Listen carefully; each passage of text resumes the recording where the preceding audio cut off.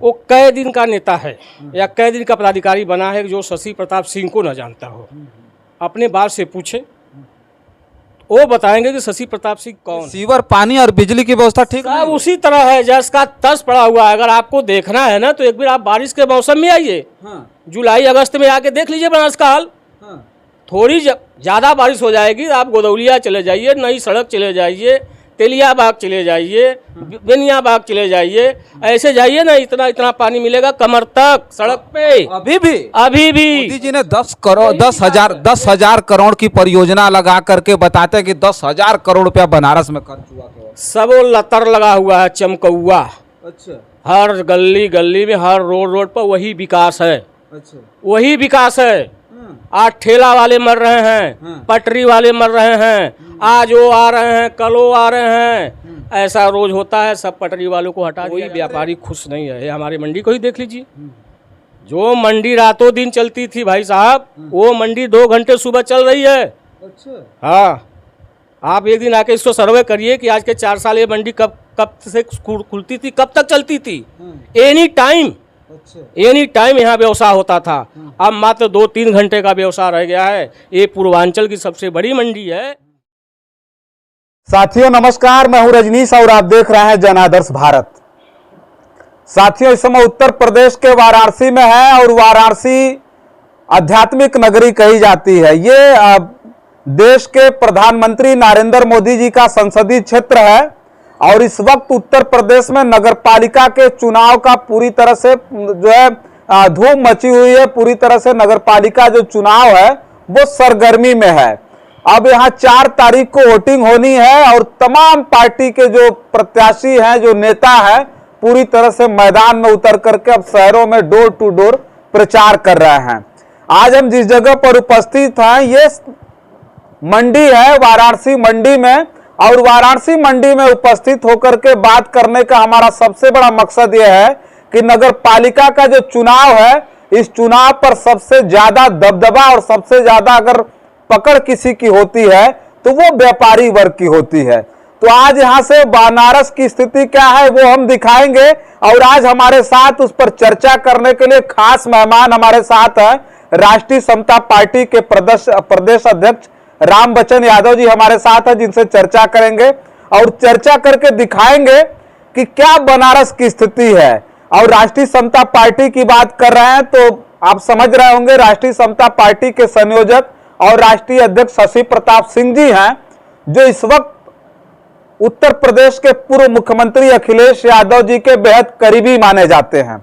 आज उनके नेता प्रदेश अध्यक्ष रामबचन यादव जी हमारे साथ हैं, चर्चा करेंगे। बहुत बहुत स्वागत है आपका। जी धन्यवाद। हम एक बात पूछना चाहेंगे सबसे पहले कि नगर पालिका का जो चुनाव है उसकी धूम मची हुई है, लेकिन उससे पहले एक सवाल हम करेंगे कि आपके राष्ट्रीय अध्यक्ष शशि प्रताप सिंह पर एक ओम प्रकाश राजभर जी के नेता ने यह कह दिया कि हम कौन हम जो शशि प्रताप सिंह जी, हम तो जानते भी नहीं शशि प्रताप सिंह को। क्या कहेंगे इस पर? सबसे पहले तो मैं उस पदाधिकारी को बहुत बहुत बधाई देता हूं कि कम से कम आपने इतना तो बोला। मैं उस पदाधिकारी से कहना चाहता हूं कि जो शशि प्रताप सिंह जी हैं वो अपने बास तो मतलब समझ रहे हैं ना? नहीं, खुल के बोलिए। बास मतलब माननीय ओम प्रकाश राजभर जी। मैं माननीय ओम प्रकाश राजभर जी, यानी वो एक नेता है, राष्ट्रीय अध्यक्ष है, उनका आदर के साथ सम्मान है। वो भी उनकी अलग पार्टी, मेरी अलग पार्टी। तो मैं उस पदाधिकारी से ये पूछना चाहता हूँ कि क्या वो कै दिन का नेता है या कै दिन का पदाधिकारी बना है जो शशि प्रताप सिंह को न जानता हो। अपने बाप से पूछे, वो बताएंगे कि शशि प्रताप सिंह कौन है। और एक चीज़ उससे मैं और कहना चाहता हूँ कि कभी आपने अपने राष्ट्रीय अध्यक्ष ओम प्रकाश राजभर जी को शशि प्रताप के ऊपर कुछ बोले हुए देखा है? जब से वो पार्टी छोड़े हैं तब से कभी कुछ आपने सुना है किसी भी टीवी चैनल पे या कहीं भी? कभी नहीं बोले हैं। तो वो जानते हैं कि शशि प्रताप सिंह कौन है। वो क्या जानेगा? हमको तो लगता है कि वो कब से राजनीति कर रहा है, उसको पता नहीं होगा। सुभाषपा में बताया जाता है कि शशि प्रताप सिंह जी प्रमुख नेताओं में से थे। बिल्कुल जो है उनके मतलब जो है साथ रहने वाले, उनके बिल्कुल दाहिनी तरफ बैठने वाले ओम प्रकाश राजभर जी के, जब वो सुभाषपा में थे तो मतलब पार्टी में चलती थी, प्रमुख नेताओं में बेशुमार थे। लेकिन उसी में से एक कार्यकर्ता का उठना, पदाधिकारी का उठना और ये कह देना कि कौन है शशि प्रताप सिंह हम नहीं जानते, तो क्या ये झल्लाहट है? क्या आपको लगता है कि ये एक जो है जैसे कहा जाए ना कि जलन टाइप, तो क्या जलन है शशि प्रताप सिंह जी के कद को देख करके, अलग जो रास्ता उन्होंने अख्तियार किया है?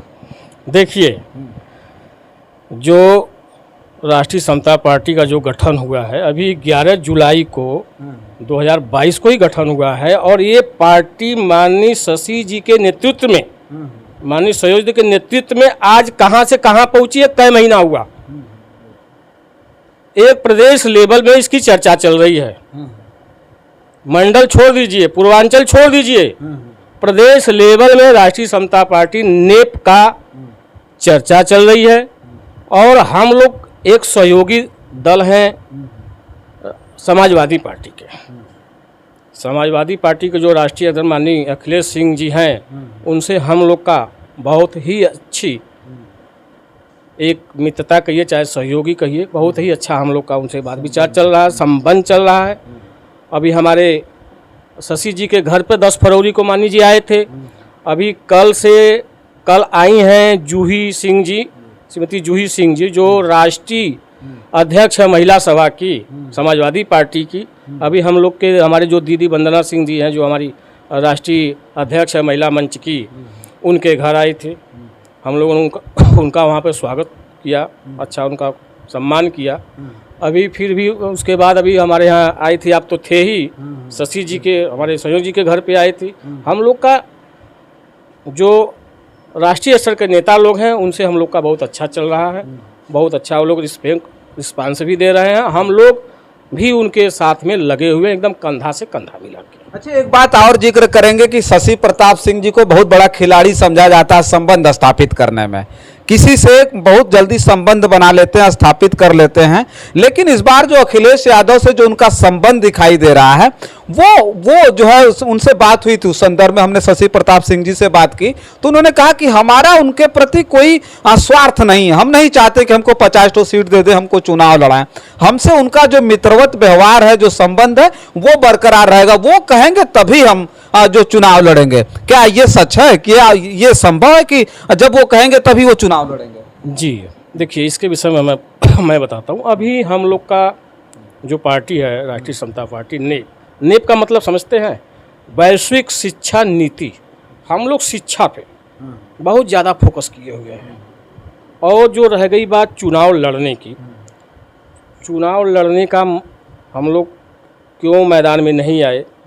हम लोग इसलिए मैदान में नहीं आए कि अभी हम लोग का ये पहला चुनाव होगा। अगर हम लोग लड़ेंगे तो हम लोग इसको न लड़ते हुए समाजवादी पार्टी का, चाहे वो पार्षद का उम्मीदवार हो और मेयर का उम्मीदवार, उसी को हम लोग सपोर्ट करेंगे और उन्हीं को वोट दिलवाने का, गली गली जाके जन जन से मिल के उन्हीं को जितवाने का काम करेंगे।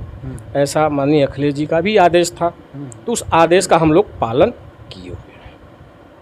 तो अब जो है नगर पालिका का चुनाव है, उसकी धूम है। जैसा कि हमने पहले बताया, नगर पालिका के चुनाव में क्या स्थिति रहेगी? कहीं भारतीय जनता पार्टी ने इतना अधिक विकास किया है, शहरों में बिल्कुल हर हर मोदी, घर घर मोदी का नारा है, और उसमें मेयर का चुनाव चल रहा है। तो क्या लगता है अभी किसकी स्थिति ठीक है? भारतीय जनता पार्टी का एक छत राज रहा है, 2 दशक से ज़्यादा राज रहा है लगातार। तो क्या लगता है आने वाले समय में अभी वो सब चलता रहेगा कि जो ये कड़ियां हैं वो टूटेंगी? जी बिल्कुल, इस बार कड़ियां टूटने वाली हैं। अच्छा, बिल्कुल। हाँ। इस बार कड़ियां टूटेगी। जो इनका किला 27 साल से बनारस के मेयर पद पर काबिज हैं, और रह गई जो विकास का, जो आप लोग विकास की बात करते हैं, 27 साल से विकास तो हो रहा है। हाँ, ये बनारस है।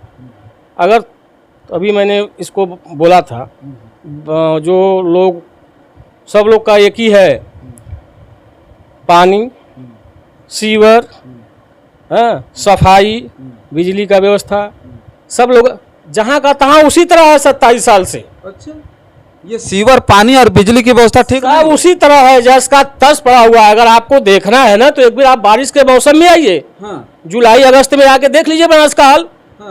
थोड़ी ज़्यादा बारिश हो जाएगी, आप गोदौलिया चले जाइए, नई सड़क चले जाइए, तेलिया बाग चले जाइए, बेनिया बाग चले जाइए, ऐसे जाइए ना, इतना इतना पानी मिलेगा कमर तक सड़क पे। अभी भी? अभी भी। अच्छा, अभी भी बारिश हो जाए तो आपको मिलेगा। अगर आप नहीं देख पाते हैं तो न्यूज़पेपर में देख लीजिएगा। अच्छा, ये मोदी जी ने 10 हजार करोड़ की परियोजना लगा करके बताते हैं कि 10,000 करोड़ रुपया बनारस में खर्च हुआ केवल। सब लतर लगा हुआ है, चमकौआ। अच्छा, हर गली गली में, हर रोड रोड पर वही विकास है। अच्छा, वही विकास है।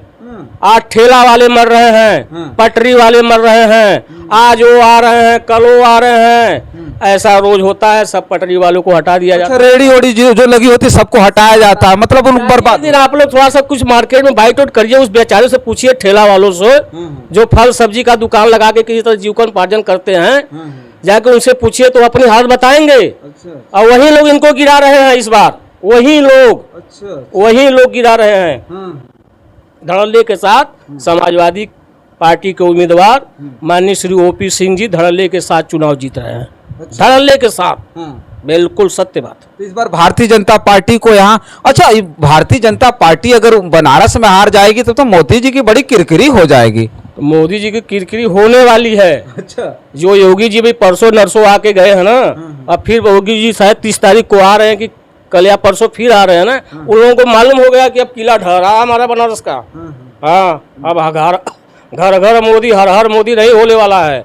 अब विकास की बात होने वाली है, समाजवाद की बात होने वाली है, सबको लेके चलने वाली बात हो रही है। सबका विकास, सबका साथ वाला कान से जो नारा दिए थे ना, वो नहीं हो पाया। सबका विकास नहीं हुआ है, वो बड़े बड़े पूंजीपतियों का विकास हुआ है। आप देख रहे हैं ना अडानी के विषय में क्या क्या चल रहा है। नगर पालिका के चुनाव में, जहां मैं पहले भी बोला कि व्यापारियों का चुनाव है, व्यापारियों को किस प्रकार की दिक्कतें आई? व्यापारी खुश हैं कि नाराज हैं? व्यापारी उनके साथ हैं या फिर समाजवादी पार्टी के साथ है? कहाँ लगता है? देखिए, जहाँ तक व्यापारियों की बात है, व्यापारी वर्ग जो व्यवसाय करते हैं, जो 2 साल से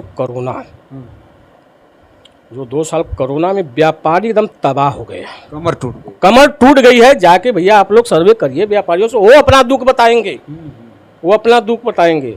अब व्यापारी चाहे छोटा हो चाहे बड़ा हो, सब लोग टूटे हैं उसमें। और ये जो नोटबंदी की, ये सबसे बहुत बड़ा प्रभाव पड़ा है, बहुत बड़ा व्यापारियों को पड़ा है। कोई व्यापारी खुश नहीं है। हमारी मंडी को ही देख लीजिए, जो मंडी रातों दिन चलती थी भाई साहब, वो मंडी 2 घंटे सुबह चल रही है। अच्छा, हाँ, आप एक दिन आके इसको सर्वे करिए कि आज के 4 साल ये मंडी कब से खुलती थी, कब तक चलती थी। एनी टाइम यहाँ व्यवसाय होता था। अब मात्र 2-3 घंटे का व्यवसाय रह गया है। ये पूर्वांचल की सबसे बड़ी मंडी है, पूर्वांचल की सबसे बड़ी मंडी है। आज ये पूर्वांचल के नाम अगर कहेंगे ना तो बहुत ही वो लगेगा, इसको कोई मानने वाला नहीं है कि पूर्वांचल की है। मतलब इतनी तबाही है। बनारस की यह हालत बता रहा है आप, ये तो नई बात बता रहा है। ये भी तो व्यावसायिक हैं, जाके पूछिए एक दिन हमारे व्यावसायिक बंधुओं से, सब लोग अपना दुख